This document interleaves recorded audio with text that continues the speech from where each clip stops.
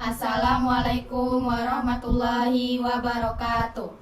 Kami dari 12 IPS 1 akan menjelaskan materi mengenai perkembangan teknologi transportasi.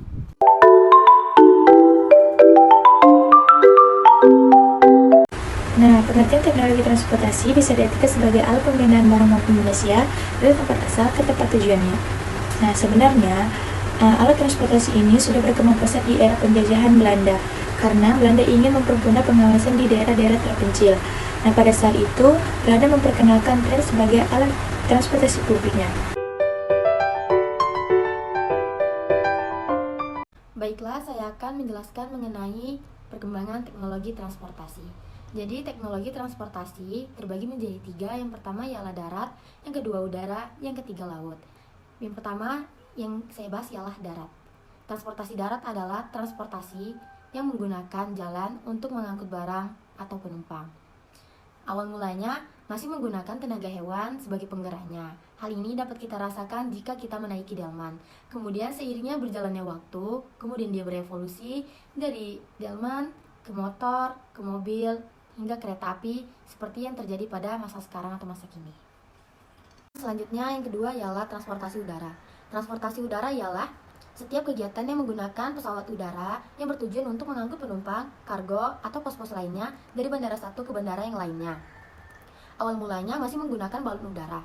Ada loh pelopor Indonesia yang terkenal mengenai ilmu kepesawatan, yaitu B.J. Habibie. Selanjutnya yang terakhir ialah transportasi laut. Indonesia merupakan negara kepulauan yang memiliki pulau sebanyak 18.000 pulau. Pulau-pulau itu terpisahkan oleh laut dan selat.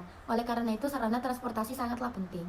Sarana transportasi ini biasanya meliputi perahu, kapal mesin, dan kapal uap. Perkembangan transportasi air ini tidak luput dari penemuan mesin uap oleh James Watt.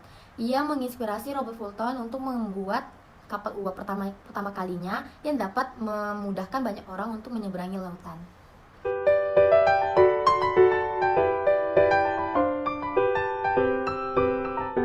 Di sini akan menjelaskan mengenai dampak positif dan dampak negatif perkembangan teknologi transportasi.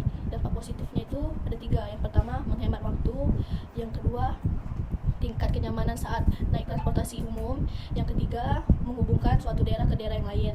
Dampak negatifnya itu ada 3. Yang pertama, banyaknya tindakan video asusila di dalam transportasi umum. Yang kedua, menyebabkan polusi udara. Yang ketiga, perubahan alam menjadi tidak estetis.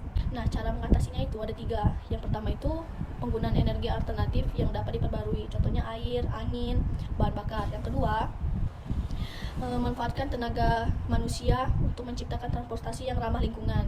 Yang ketiga itu mengurangi asap kendaraan. Baiklah, sekian penjelasan materi dari kami. Bila ada kesalahan kata mohon dimaafkan. Wassalamualaikum warahmatullahi wabarakatuh.